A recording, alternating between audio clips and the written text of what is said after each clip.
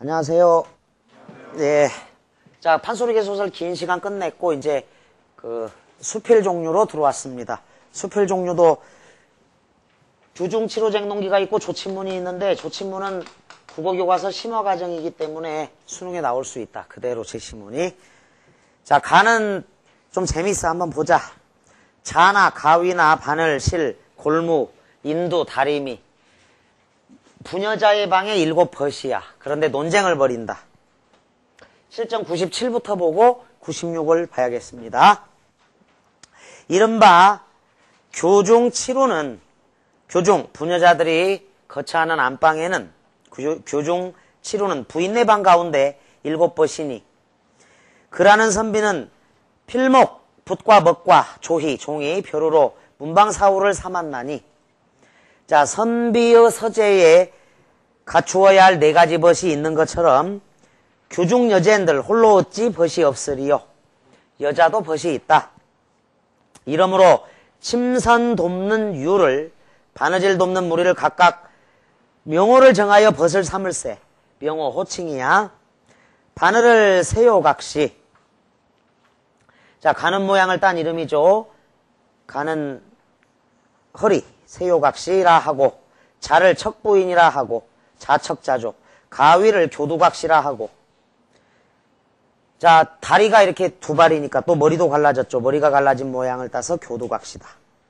중략 뒤에 하루는 일일은 7벗이 7우이 모여서 침선의 공을 의논하더니 척부인이 자가 긴 허리를 뽐내면서 이르되 긴 허리를 자이며 이르되 뽐내며 이르되 재우는 들으라 여러 벗들은 들으라 나는 세명지 굵은 명지 가는 명조 굵은 명조 백저포 흰모시 세승포와 가는 배와 청홍 농나 비단 종류죠. 자라 홍단을 다 내어 펼쳐놓고 남녀 옷을 마련할세 마름질할 때 장단 길고 짧고 넓고 좁고 수품 제도를 솜씨와 격식을 수품 솜씨와 제도 격식을 나곳 아니면 어찌 이루리요. 이러므로 의지공이 옷을 만드는 공이 내 으뜸 되리라. 자, 척부인이 침선의 공을 자랑했습니다. 교두각시 양각을 빨리 놀려 내달아 이르되 자, 양각 2다리야 가위날 그러니까 공을 치하하려고 서둘러 걸어 나오는 거야. 가위에 좀 우스꽝스러운 모습이 있겠지. 척부인아 그대 아무리 마련을 잘한들 버여내지 아니하면 모양 제대로 되겠느냐. 내 공과 내 덕이니 내 공만 자랑 마라. 자, 교두각시의 자랑이었고 세요각시 가는 허리 구붓기며 날랜 불이 두루여 이르되 날랜 입으로 돌리면서 이르되 양호의 말이 불가하다 옳지 않다. 진주가 10그릇이나 꿰ν 후에 구술이라 할 것이니 즉 구술이 서말이라도 꿰어야 보배 이렇게 적으면 돼. 구술이 서말이라도 꿰어야 보배라 할 것이니 재단에 능소능대하다 하나 자, 능소능대 능이 작게도 능이 크게도 하다도 되고 능대능소 매우 능하다야 나곳 아니면 옷 만들기를 어찌하리요. 작의야. 자, 그런데 규중부인이 이르되 내용 전환이야.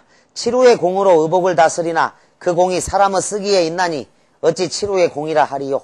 인간 중심의 논리야. 따라서 규중치루의 원망을 촉발하는 그런 내용인데 하고 언필에 말을 마치고 치루를 밀치고 베개를 돋우고 잠을 깊이 드니 척부인이 탄식하고 이르되 매정할 사람이요 공 모르는 것은 여자로다. 대꾸법이야. 매정한 것 사람이고 공 모르는 것이 여자로다. 의복 마를 때는 먼저 찾고 이뤄내면 자기 공이라 하고 게으른 종 잠 깨우는 막대는 나고 다니면 못 칠 줄로 알고 내 허리 부러짐도 모르니 어찌 야속하고 노엽지 아니리요. 자, 척부인의 불평. 자, 의인화했죠. 규중의 7벗이 다투어 싸운 기록이 규중치로 쟁논기라고 할 수 있다. 좀 재밌는 내용이야. 대화 중심이죠. 자, 나로 가보자. 나도 재밌는 수필이다. 정진권 선생의 자장면이라는 수필이 97 수능에 나왔었어. 97년도 수능에. 어느 날 나는 좀 심심해서 나의 손과 발이 쓴 일기를 들추어 보았다. 다음은 같은 날에 쓴 두 녀석의 일기를 몇 곳 대조해 본 것이다. A월 A1 손. 오늘 또 하루 종일 쉬지 않고 움직였다. 만년필 하나만을 움직인 것만 해도 5시간이 넘는다. 나는 하필 사람의 손으로 태어났을까? 발이란 놈은 여전히 편하다. 도대체 이 녀석이 하는 일은 무엇일까? 이따금 걸어다니는 일 이외에는 그저 가죽옷이나 입고 거드럭거리기나 하면 그만 아닌가? 자, 발. 오늘 또 하루 종일 쉬지 않고 버티었다. 주인의 체중은 무려 63kg. 나는 하필 사람의 발이 되었을까? 손이란 놈은 여전히 편하다. 도대체 이 녀석이 하는 일은 무엇일까? 잿간놈이 뭔데 내가 온종일 떠받치고 살아야 하는가? 각자의 입장이 있는 거지. 자, A월 B1 손. 웬 날씨가 이리도 무더울까? 온종일 발가벗은 몸으로 햇볕에 탔다. 여인네들은 더러 시원한 장갑으로 햇볕을 막아주기도 하지만 우리 주인은 그럴 줄도 모른다. 발이란 놈이 부럽다. 꼭 발을 끌어와야 돼. 온종일 시원한 양말로 몸을 가리고 그늘 속에서만 지낸다. 발. 웬 날씨가 이리도 무더울까? 하루 종일 한증막 같은 구두 속에서 숨이 막혔다. 그 흐르는 땀, 그 고린내. 이제는 정말이지 참을 수가 없다. 헌데 손이란 놈은 무슨 팔자인가? 대낮에도 벌거벗고 시원스레 나돌아다녔다. 자, 각자의 입장에 처해 있는 환경에 따라 이렇게 다르게 관점이 완전히 달라지죠. 이 두 녀석의 일기를 대조해 읽으면서 나는 퍽 한심스러운 생각이 들었다. 밑줄 그어 세상 살기가 여간 힘든 게 아닌 줄을 알겠다. 주제가 이제 본분에 충실하라, 직분에 충실하라 이런 내용인 거죠. 본분에 충실하라, 직분에 충실하라. 4번 문제. 가와 나의 글쓴이가 공통적으로 풍자하고자 하는 대상이야. 공통점 찾기. 이해관계에 따라 변하는 세태. 이 타인의 가치를 알아주지 않는 세태. 이거죠. 타인의 가치를 알아주지 않고 있습니다. 교중치루가 그랬고 사람 교중부인도 그랬는데 손도 그렇고 발도 그렇죠. 2번 답. 3. 상황에 따라 처신이 달라지는 세태. 가는 해당이 안 되고 나는 될 수도 있겠죠. 손의 상황이냐 발의 상황이냐에 따라 달라질 수 있는 것. 이기적인 욕망이 공익에 우선하는 세태. 내용인즉슨 맞죠. 각각의 말들이. 5번 스스로가 공로를 내세우고 선전하는 세태는 가는 됩니다. 가.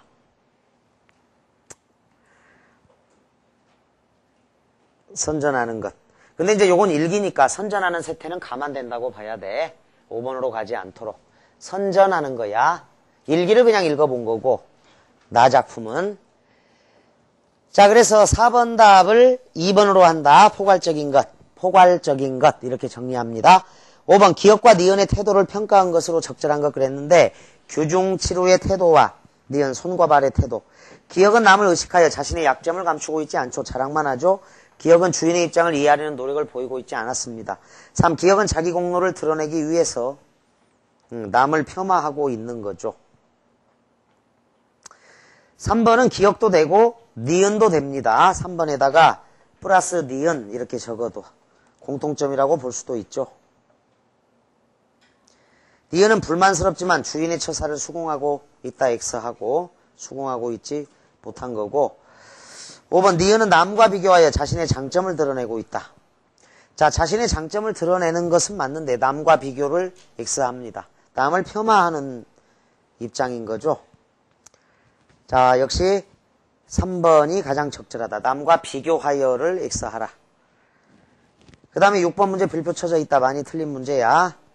가에 대한 설명으로 적절하지 않은 것을 물었는데 1. 허구적인 설정이 있죠. 교훈적 의미를 드러내고 있습니다. 맞아요. 여성의 일상적인 삶의 단면 섬세하게 담아내고 있는 거지. 여성들이 어떻게 이제 바느질하고 있는지 교중치루니까.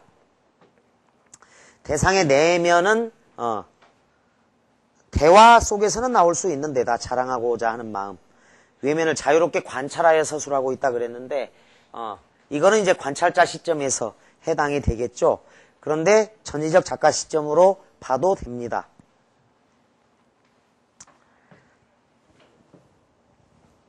자, 대화가 있고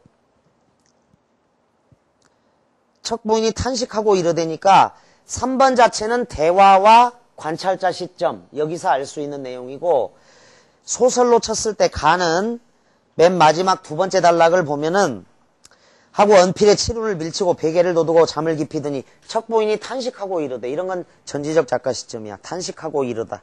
탄식. 전지적 작가 시점. 그리고 내면과 외면을 자유롭게 관찰하여 서술하고 있다 그랬는데 외면을 관찰해서 1번 허구적인 설정을 했고 5번 소재들의 명칭을 생김새나 쓰임새에 따라 재미있게 표현한 거죠. 따라서 내면 정도는 이제 대화 중에 나오는 건데 3번이 적절하지 않다고 할 수 있습니다. 4. 사물을 의인화했죠. 대상의 인격을 부여해서 인간 세태를 우회적으로 드러낸 겁니다. 자기 자랑만, 자기 공만 내세우는 세태가 있었겠지. 5. 소재들의 명칭을 생김새나 쓰임새에 따라 재미있게 표현하고 있다. 조금 어려운 문제다. 3번 대상의 내면과 외면을 자유롭게 관찰하여. 이거는 말 그대로 이제 관찰자 시점에서만 성립이 되는 거야. 자, 내면 부분 이렇게 봐도 되겠다. 내면은 안 나타난다. 근데 내면이 굳이 있다면 대화 속에 있다. 그렇게 적어도 대화 속에 있다. 따라서 내면을 자유롭게 관찰했다를 틀렸다고 해. 그리고 탄식 자체가 속에서 우러나오면 전지적 작가 시점이고 한숨을 후 쉬면서 탄식하고 있으면 관찰자 시점으로 봐도 무방합니다. 시점 자체가. 그러니까 가에서 나온 제시문 부분은 쭉 읽어보면 관찰자 시점으로 봐도 되는데 내면을 자유롭게 관찰하지는 못해. 그러니까 내면을 자유롭게 관찰 부분을 X하고 외면만 이렇게 연결해서 3번을 답으로 합니다. 7번 문제. 나와 그 주제가 유사하면서 주제 자체가 이제 본분에 충실하라, 직분에 충실하라. 다음 밑줄 친 부분의 표현 방식이 나타나 있는 것을 골라라. 수필에서는 나와 같이 사물의 입장이죠. 손의 입장, 발의 입장, 그들의 입을 통해 주제를 드러내는 경우도 있지만 인간의 입장에서 사물의 장점 또는 단점을 거론하여 교훈적 의미를 제시하는 경우도 있다. 인간의 입장을 찾아라라는 거야. 물론 가에도 인간의 입장이 나오기는 해요. 규중부인의 대화 속에 나오기는 하는데 나는 손과 발의 입장이 주로 나오지. 자, 1번 비로봉 동쪽은 안악내의 살결보다도 인 자작나무의 수혜였다. 설 자리를 삼가 구중심처가 아니면 살지 않는 자작나무는 무슨 수중 공주이던가. 나무 중의 공주 자작나무 예찬이라고 할 수 있다. 자작나무 예찬. 의인화가 되어 있죠. 공주라고 했으니까. 온 겨울의 어둠과 추위를 다 이겨내고 봄의 아지랑이와 따뜻한 햇볕과 무르익은 그윽한 향기를 온몸에 지니면서 너 보리. 자, 의인화 대상의 인격을 부여했어. 보리는 이제 모든 고초와 사명을 다 마친 듯이 고요히 머리를 숙이고 성자인 양 기도를 드린다. 보리 예찬이죠. 한흑구의 보리. 1번은 이제 산정무한입니다. 정비석 선생의 산정무한. 3번 나무는 물과 흙과 태양의 아들로 물과 흙과 태양이 주는 대로 받고 후박과 불만족을 말하지 아니한다. 나무는 이웃 친구의 처지에 눈 떠보는 일도 없다. 자, 소나무는 소나무대로 스스로 족하고 진달래는 진달래대로 스스로 족하다. 안문지족이죠. 자기 본분에 충실한 삶의 중요성을 사물의 장점을 거론하면서 교훈적 의미를 내세우고 있으니까 3번은 됩니다. 인간의 입장에서 얘기한 것도 맞죠. 자, 나무들에게는 한때의 요염을 자랑하는 꽃이 바랄 수 없는 높고 깊은 품위가 있고 우리 사람에는 도저히 찾아볼 수 없는 점잖고 너그럽고 거룩하기까지 한 범할 수 없는 위의가 있다. 자, 밑줄. 우리 사람은 이러한 나무 옆에 서면 참말 비수하고 보잘것없는 존재이다. 나무를 사람과 비교해서 예찬한 글입니다. 그런데 직분 충실 이런 거는 3번에만 있어요. 4. 5. 물의 본성은 높은 데서 낮은 데로 흐르는 것이다. 하늘에서 빗방울이 대지를 향해 떨어지는 것과 같다. 폭포수도 마찬가지이다. 아무리 거센 폭포라 해도 높은 데에서 낮은 곳으로 흐르고 떨어지는 중력의 순응이다. 폭포수는 우리에게 물의 천성을 최대한으로 표현해준다. 자, 물의 본성에 충실한 폭포인데 얼핏 보면 이제 직분 충실 같은데 본분에 충실하라 입장에서 3번. 그 다음에 사물의 장점 또는 단점을 거론하여 교훈적 의미가 3번에 있는 거죠. 그냥 5번은 이제 교훈적인 의미보다는 묘사인데 그 묘사를 물의 본성과 관련 지어서 폭포수가 물의 천성을 최대한으로 표현해 준다. 그런데 장점이라든가 인간에게 유추 적용할 교훈적인 측면이 5번은 두드러지게 드러나 있지 않다. 3번을 답으로 하고 자, 실전 96으로 가서 규중 치료쟁농기 뒷부분을 보면 좀 더 이해가 잘 될 거야. 1번 문제가 아주 어려워요. 그런데 1번 문제는 문맥 속에서 잘 읽어내야 돼. 별표를 쳐놓고 굉장히 많이 틀리는 문제이니까 제시문을 봐야 돼. 자, 앞부분은 아까 실전 97에서 봤던 부분하고 똑같습니다. 교두각시가 나오고요. 그 다음에 세요각시가 나왔습니다. 자, 3문단의 감토할미 쪽으로 갑니다. 감토할미 웃고 이르되 각신님네 위연만 자랑모소 위연만 웬만히 자랑마소 이 늙은이 수말 적기로 적당한 시기로 아가씨네 손뿔이 아프지 아니하게 바느질 도와드리나니 고의 운 옛말에 이르기를 달게 입은 될지언정 소의 뒤는 되지 말라 하였으니 자 빨갛게 밑줄 그어 청혼각시가 실이야. 청혼각시는 세요의 뒤를 따라다니며 무산말 하시나뇨. 그러니까 1번 문제에서 거기 실이 청혼각시인데 청색실, 홍색실 결국 감토할미가 비판하고 있는 대상은 청혼각시도 비판의 대상이야. 즉 청혼각시는 바늘의 뒤를 따라다니며 무산말 하시나뇨. 남 뒤만 쫓아다니면서 즉 소, 닭의 입이 못되고 소의 뒤라고 하니까 감토할미 웃고 이르되 앞에 중략이 있는 겁니다. 감토할미 웃고 이르되 앞에 중략이 있어서 청혼각시의 자랑에 대해서 감토할미가 반박을 한 거야. 남의 뒤만 따라다니면서 무슨 소리냐. 그러니까 논쟁에 참여한 거야. 청혼각시도. 이 구절을 잘 이해해서 1번을 풀어야 돼. 실로 얼굴이 아까웨라 나는 매양 세요의 귀에 찔리었으되 바늘의 귀에 찔리었으되 닦아주기 두꺼워 견딜만하고 아무 말도 아니하노라. 그러면서 결국 말을 했죠. 감토할미가 침선의 공을 자랑했습니다. 인환왕제 이르되 인환왕제는 인두야 인두. 그대네는 다투지 마라. 나도 잠깐 공을 말하리라. 미누비 새누비 눌러하여 젓가락같이 고우며 흔소리 나고 다니며 어찌 풀로 붙인 듯이 고으리요. 바느질 솜씨 용속한 제 들락날락 바르지 못한 것도 내의 손바닥을 한번 씻으면 인두로 한번 다리면 이 뜻이야. 내의 손바닥을 한번 씻으면 인두로 한번 다리면 잘못한 흔적이 감추어져 세요의 공이 날로 하여 광채 나나니라. 자, 바늘의 공이 나로 하여금 광채가 있다. 인환왕자가 침선의 공을 자랑했던 겁니다. 그래서 논쟁에 직접 참가한 사물이 아닌 것. 청혼각시는 여기서 알 수 있다. 감토할미의 반박을 통해서 끌어낼 수 있고 바늘 세요각시 인두 인화부인 가위 교두각시죠. 다리미가 울랑자인데 여기는 안 나와요. 다리미 울랑자 X하고 자가 나오죠. 척부인이. 그래서 1번 답을 O로 해준다. 2번 이 글에 대한 설명으로 타당하지 못한 것을 물었다. 신변적 일상적 소재이고요. 등장하는 인물이 허장성세를 부렸다. 허세를 부린 것은 아니죠. 실속은 없으면서 과장만 한 건데 여기는 실제 맞는 말이지. 역할에는 맞는 말. 자기 역할에 맞는 자랑을 한 거야.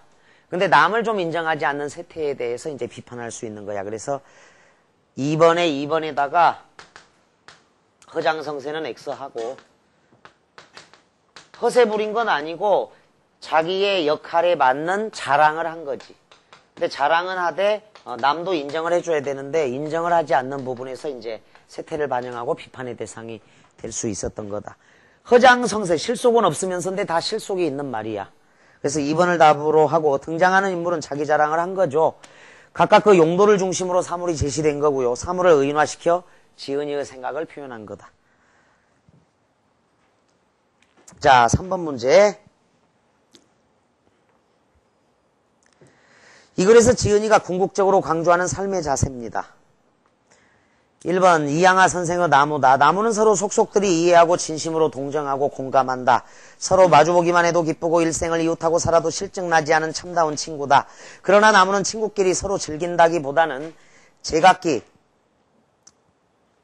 하늘이 준 힘을 다하여 널리 가지를 펴고 아름다운 꽃을 피우고 열매를 맺는데 더 힘을 쓴다. 그래서 나무가 속속들이 이해하고 동정하고 궁극적으로 강조하는 주제가 이건 거죠. 남의 공도 인정하는 삶이죠. 그래서 1번은 됩니다. 2번 우리들이 필요에 의해서 물건을 갖게 되지만 때로는 밑줄 그 물건 때문에 적잖이 마음이 쓰이게 된다. 그러니까 무엇인가를 갖는다는 것은 다른 한편 무엇인가에 얽매임 당하다 세목골쳐.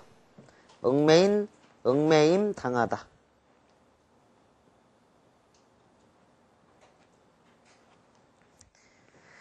그러므로 많이 갖고 있다는 것은 흔히 자랑거리로 되어 있지만 그만큼 많이 얽혀 있다는 측면도 동시에 지니고 있는 것이다. 자, 무소유의 삶이야. 제목에 나와 있고 3번 나는 문명한 기계보다 야만인 인생을 더 좋아한다. 야만인 인생. 과학상에서 볼 때 죽은 애를 혼자 두는 것은 조금도 틀릴 것이 없다. 그러나 어머니로 볼 때는 더 써서 무엇하리 간호부에 자 세목골쳐 과학적 냉정이 나는 몹시 미웠다는 거야. 정 동그라미 그것은 인류 최고 과학을 초월하는 생의 향기다. 자 정어 중요성이야. 4. 나는 미국의 애리조나 네바다주를 여행하였다. 서부 활극에서만 보던 이 사막벌판 그 따가운 태양 아래 쑥쑥 솟아오른 거대한 선인장의 줄거리를 보았다. 모든 식물들이 맥을 못 추는 죽음의 천지에서 성장하는 그들. 밑줄 생명은 모질고도 질긴 거. 사막에서도. 그래서 생명 예찬이죠. 4번은 5. 사람은 저마다의 마음의 안경을 쓰고 인생을 본다. 그 안경의 빛깔이 검고 흐린 사람도 있고 맑고 깨끗한 사람도 있다. 검은 안경을 쓰고 인생을 바라보느냐 푸른 안경을 쓰고 인생을 바라보느냐 하는 것은 밑줄 마음에 달린 문제다. 불평의 안경 세목골 써라. 인생을 보면 모두 불평투성이요. 투성이요. 감사의 안경 동그라미. 감사의 안경을 쓰고 보면 인생에서 축복하고 싶은 것이 한없이 많을 것이다. 행복의 메타포야. 자, 그래서 마음에 달린 문제 감사의 안경을 쓰라라는 그런 내용과 관련이 됩니다. 실전 98 조친문까지 해서 이제 규중치루 쟁론기하고 비교해 보는 것도 좋겠다. 381쪽 조친문 빨리 보자. 자, 유세차 밑줄 긋고 제문의 첫머리의 상투적인 표현이야. 유세차 이렇게 시작해서 마지막은 상향 이렇게 끝나. 그래서 제문의 마지막엔 상향으로 끝나는 건데 유세차에 대응되는 말 상향이다. 유세차하고 상향은 상투적 표현이야.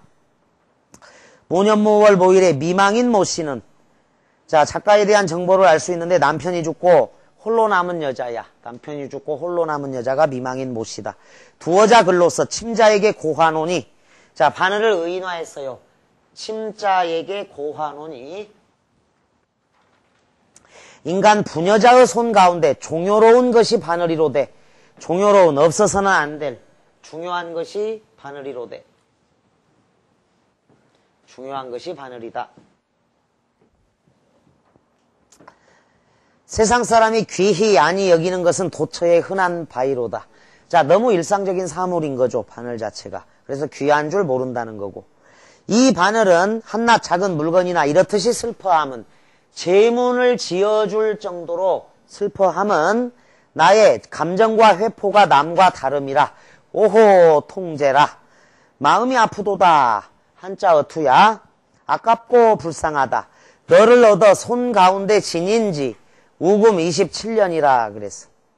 지금까지 바늘과의 오랜 인연인데 바늘을 배운 지 27년 되었다. 작가의 나이 예측하자. 몇 살? 27살?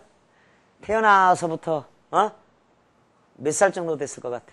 바느질을 몇 살에 배울까?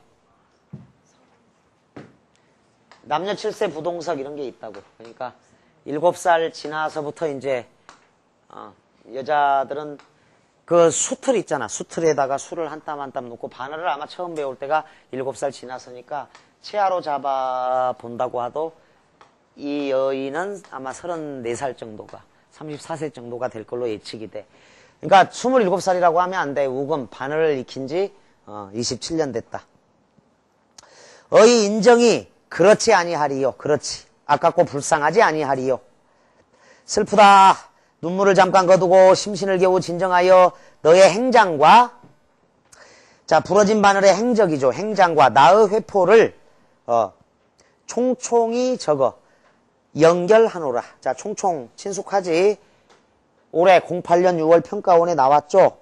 총총이는 여기서 간략하게 바삐 이런 뜻이야. 간략하게 대강 이런 뜻이야. 이만 총총 기억나? 올해 6월 평가원에 그 언간에서 참고로 적어도 0806 평가원 언간 제시문에 있었어. 이만총총. 이거는 총, 이만총 이런 말은 안 쓰고 총총 이렇게 한 단어로 쓰는 거야. 간략하게 바삐. 그래서 감정 자체가 상대적으로 덜 들어있다. 상투적 표현일 수도 있다. 총총이 저게 연결하노라. 자, 빨갛게 네모칸 연결하노라. 죽은 사람과 산 사람이 영원히 서로 이별하다. 죽은 사람과 산 사람이 영원히 서로 이별하다. 자, 여기 연결하노라의 내용상 특징은 그래서 추도문이야. 추도문. 추도문이 됩니다. 가에다가 바늘의 행장을 적어 연결함. 가에는 글을 쓰게 된 취지가 나와 있어. 글 쓴 취지. 바늘의 행장을 적어 연결함. 연결한 거고. 나로 가자.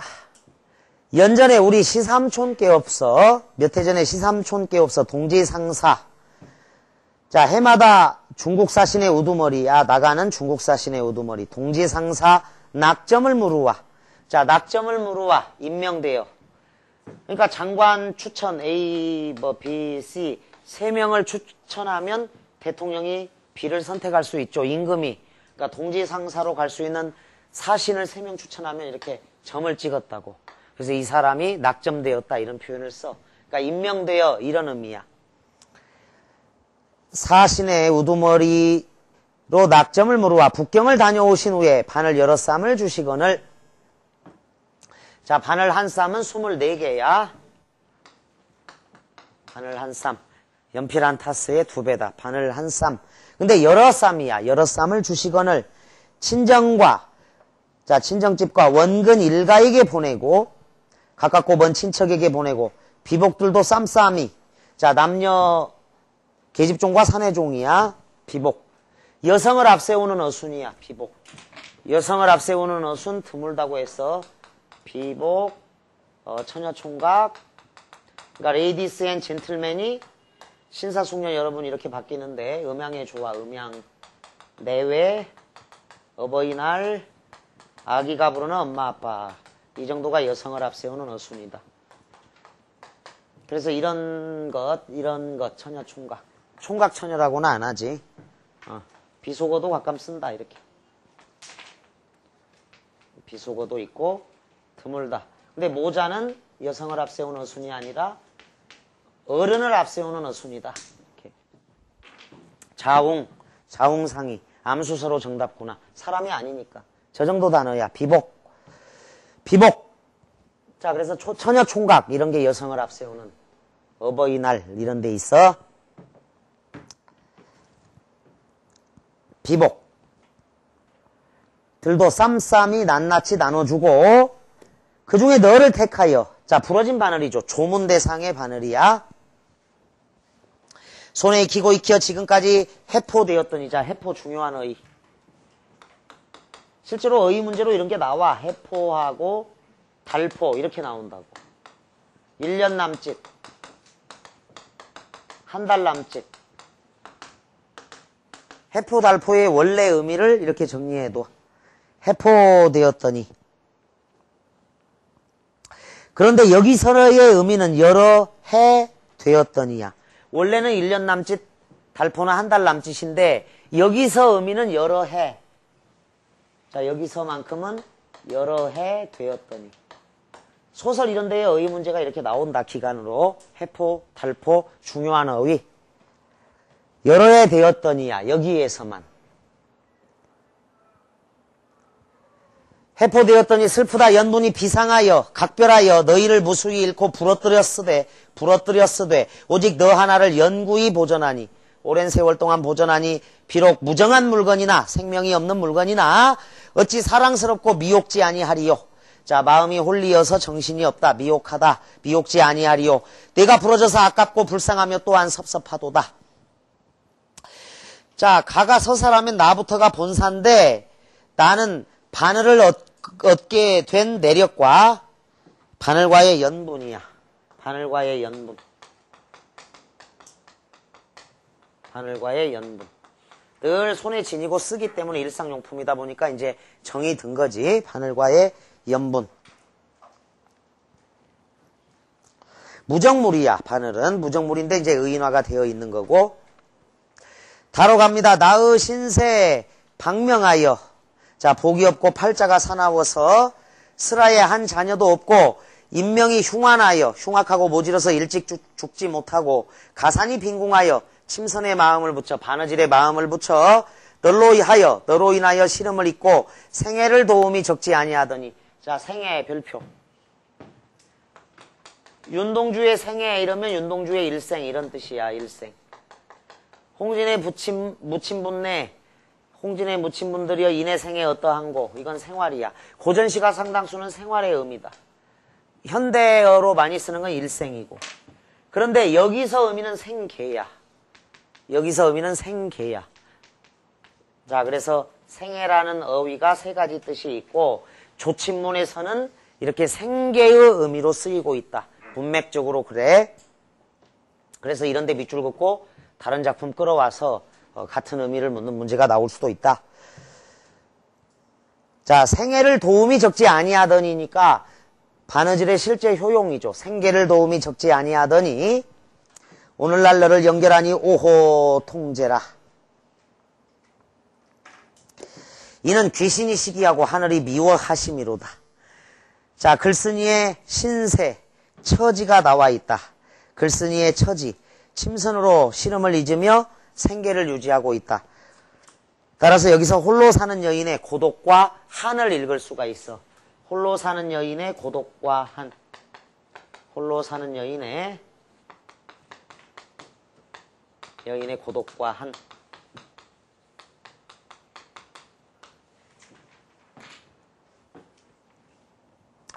라로 간다. 아깝다 바늘이여 어여쁘다 바늘이여. 자, 사음복격이죠. 이게 아깝다 바늘이여 어여쁘다 바늘이여. 이렇게 두 번 끊어봐.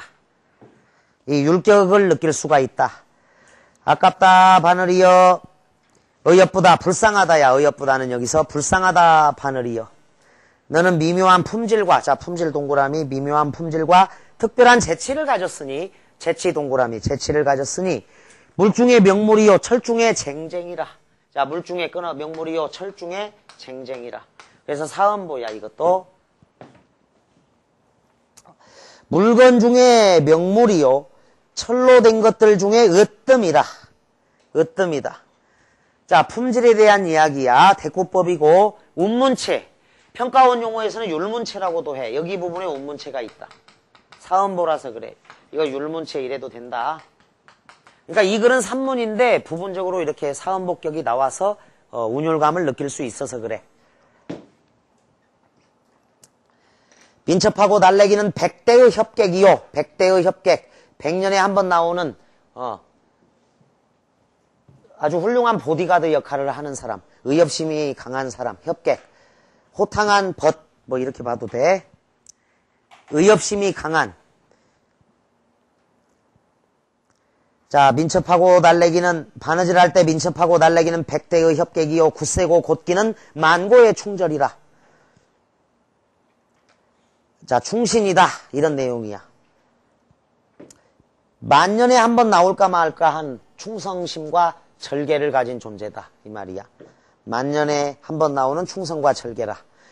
추워 가는 터럭 가을 터럭 같은 부리는 말하는 듯하고 두렷한 귀는 소리를 듣는 듯한지라.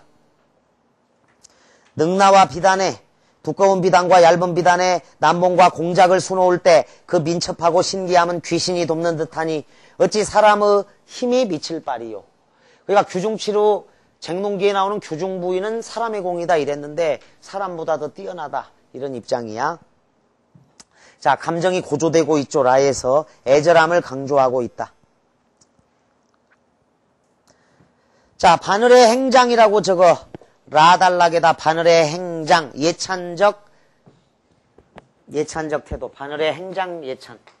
바늘의 행장을 적어서 예찬하고 있다. 그래서 태도는 예찬적 태도지, 예찬적 태도가. 아주 강하게 드러난다. 마로 가자, 오호, 통제라. 자식이 귀하나 손에서 놓일 때도 있고, 자, 부모 곁을 떠날 때도 있고 이런 뜻이야. 자식이 귀하지만 부모 곁을 떠날 때도 있고, 비복들이 종들이 순하나 명령을 거스를 때 있나니. 명령을 거스를 때도 있어. 너의 미묘한 재질이 나의 전후의 수응함을 생각하면, 나의 요구에 응해준 것을 생각하면, 응해준 것을 생각하면 자식에게 지나고 자식보다 낫고 비복보다 나은지라. 천은으로 지불하고 오색으로 파란 범랑을 놓아 격고름에 채였으니 부녀의 놀이개라. 자, 바늘의 기능 두 번째는 놀이개 역할도 한다는 거야. 바늘도 하고 좋은 놀이개감이다. 따라서 글쓴이가 바늘을 얼마나 애지중지 아끼는지가 나오죠. 바늘을 어떻게 꾸몄어? 천은으로 지불하고 오색으로 파란을 놓아 격고름에 채였다 그랬으니까. 부녀의 놀이개라. 자, 바늘의 2차적 용도가 나오는 거야. 밥 먹을 적 만져보고 잠잘 적 만져보아 널로 더불어 벗이 되어 여름낮에 주렴이며 겨울밤에 등잔을 상대하여 자, 누비며 호며 감치며 박으며 공거릴 때 바느질의 여러 기법들이야. 겹실을 꿰었으니 복미를 두르는 듯 봉황의 꼬리를 두르는 듯 땀땀이 떠갈 적에 수미가 상응하고 머리와 꼬리가 서로 응하고 바늘과 실이죠. 솔솔이 붙여내매 조화가 무궁하다. 자, 바늘의 성품과 재주를 예찬하고 있는 장면. 자, 마도 바늘의 성품과 재주 예찬. 성품은 순응한다. 재주는 아주 뛰어나다. 바늘의 성품과 재주 예찬.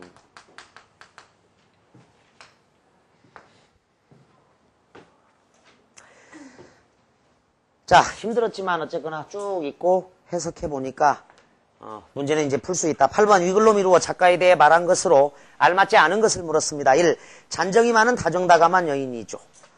시댁은 벼슬하는 양반 집안이라는 게 나에서 나오고요. 진취적인 생활 태도는 아니죠. 남편과 사별하고 혼자서 사는 여인이라는 거 미망인 가에 나오고 자식 없이 바느질로 생계를 꾸려가고 있다는 게 다에 나옵니다. 8번 답은 3번. 9번 위글의 표현상의 특징에 대한 설명으로 알맞지 않은 것 대상을 의인화했습니다. 사실을 다소 과장하였죠. 라의 바늘의 기능 엄청나지. 바늘의 기능 이소룡이나 성룡이나 이연걸보다 더 뛰어나잖아. 백대의 협객이요. 이렇게 표현한 것들 과장이 좀 있고요. 대상을 관조적 아닙니다. 관조적은 조용한 마음으로 대상의 본질을 바라봄. 조용한 마음으로 대상의 본질을 바라보는 글인데 여기는 막 감정이 고조되고 섭섭해하고 애통해하죠. 슬퍼하고. 우아하고 섬세한 산문체 문장입니다. 5. 감정이 고조된 곳. 그렇죠. 3번하고 5번은 충돌한다. 감정이 고조된 것은 운문체로 표현했습니다. 대꾸법, 영탄법, 그 다음에 사음복격, 라달락에 있어요. 10번 문제, 가마중 바늘이 지닌 순종의 덕성은 5번, 마달락에 자식보다 낫고 비복보다 낫다 이랬어. 11번 문제, 기억의 문맥적 의미는 무정물, 생명이 없다. 무심한 물건, 생명이 없는 물건. 자, 12번 많이 틀렸습니다. 그래서 별표 넣어놨는데 글쓴이의 정서는 바늘의 죽음을 슬퍼함, 애도함 이런 내용이지. 그러니까 1. 태산이 높다 하되 하늘 아래 매이로다. 오르고 또 오르면 못 오를 리 없건만은 사람이 제한이 오르고 매만 높다 하더라. 자, 노력하지 않고 남만 탓하는 세태를 비판하는 양사은의 시조야. 노력의 중요성 1번. 2. 청초 우거진 골짜기에 자느냐 누웠느냐. 홍화는 어디 두고 백골만 묻혔나니. 임제의 시조다. 임제. 조선시대 풍류남아 임제의 시조야. 황진이 무덤. 자, 평양감사로 발령받을 때 개경에 들러서 황진이 알고 있었던 황진이 무덤에 시 짓고 술 따르고 절하면서 이 시조를 남겼어. 청초 우거진골에 자느냐 누웠느냐. 홍화는 자 붉은 얼굴은 어디 가고 백골만 묻혔나니. 색채의 대비. 인생 무상이 여기 있다. 색채의 대비 인생 무상이야. 황진이가 죽었잖아요. 그래서 무덤가에서 잔잡아 권할이 없을세. 잔잡아 권할이 없을세. 그를 쓰러하노라. 그는 여기서 사람이 아니고 황진이가 아니고 술잔 잡아 권할 사람이 없다는 사실을 슬퍼한다야. 술잔 잡아 권할 사람이 없다는 사실을 슬퍼하노라. 술잔 잡아 권할 사람이 없다는 사실. 모의고사에 나왔는데 좀 어려웠으니까 기억을 해둔다. 술잔 잡아 권할 사람이 없다는 사실을 슬퍼한다. 그래서 바늘의 죽음을 슬퍼하는 거하고 정서가 가장 가깝죠. 임재가 평양에 도착해 있더니 이미 봉고파직 되어 있었어. 사대부 양반이 기생의 무덤에다가 이렇게 술 따르고 절하고가 폐쇄적이고 봉건적인 조선시대에서는 용납이 안 됐던 거야. 그래서 벼슬이 바로 날아가 버렸어. 평양에 도착해 있었더니. 자, 임재의 시조였습니다. 임재의 시조. 2번을 답으로 한다. 3번. 이 몸이 죽어가서 무엇이 될 거하니 복내산 제일봉에 낙낙장송되어 있어. 백설이 만공건할제 독야청청하리라. 성산문의 절의가. 복내산은 계절을 고려하면 봄금강산, 여름이 복내산이죠. 가을이 풍악산, 겨울이 개골산. 원래는 개골산 제일봉 이래야 돼. 독야청청, 굳은 절개를 노래하고 있다. 4번 노계 박인노의 시조. 동기로 세몸되어 한몸같이 지내다가 두 아우는 어디 가서 돌아올 줄 모르는고 날마다 석양 문 밖에 한숨 겨워 하노라. 소식을 알 수 없는 형제에 대한 그리움이야. 임진왜란 때 헤어진 거죠. 내가 한 일이로구나 그리워할 줄을 모르더냐. 있으라 하더면 가라만한 제구태여. 제구태여 내목한 행간걸침. 중장에다 두면 제는 림이 된다. 제구태여. 임께서 구태여 갖겠느냐 마느니야. 보내고 그리는 정을 나도 잘 모르겠다. 근데 제구태여를 종장으로 걸치면 내가 구태여 보내놓고 그리는 정을 나도 잘 모르겠다. 황진이의 시조 구륙수능과 공사수능에 2번 나왔어. 떠나님에 대한 그리움 그리고 후회 탄식이 있습니다. 그래서 12번 답을 2번으로 하면 되겠습니다. 자, 여기에다가 정리해. 규중치루 쟁론기와의 공통점. 의인체 산문인데 규중치루 쟁론기와의 공통점은 한글 수필. 한글 수필이고 내간체 수필이야. 여성들이 썼다. 남성들이 이런 거 쓰기는 어렵겠죠. 바느질 관련이니까. 한글, 내간체 수필. 제재는 둘 다. 중심 제재는, 중심 소재는 바늘을 중심으로 하고 있습니다. 물론 이제 칠우는 바늘과 관련된 다른 것들도 나오지만 바늘 중심. 자, 그 다음에 의인화죠. 의인화. 대상의 인격을 부여하고 있다. 대상의 인격 부여.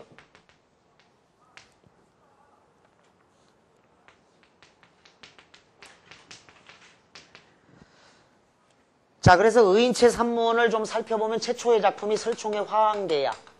설총의 화왕계. 이 모란, 꽃 중의 왕, 장미하고 할미꽃에 관련된 화왕계. 신라 설총 때 작품이고. 고려 때는 전부 다 가전체는 고려 때 가전체. 이건 이제 고려 때 이야기인데 이건 신라 때입니다. 설총 이건 신라 때고. 이규보의 국선생전이나 뭐 국순전, 청강사자 현부전, 가전체가 고려 때 가장 많이 창작이 됐었고 소설의 전 단계야. 그리고 임재가 한문 소설로 수성지. 임재는 조선시대 유명한 문장가야. 한시도 있고 시조도 있고 소설도 있어. 수성지는 마음을 의인화한 한문 소설이다. 원생몽유록이라든가 이런 소설이 있어. 마음을 의인화했다. 그리고 이제 조친문하고 규중치루 쟁론기 이런 게 의인체 산문들이야. 의인화된 의인체 산문의 계보라고 할 수 있는데 이거는 수필이죠. 이거가 이제 소설입니다. 임재께.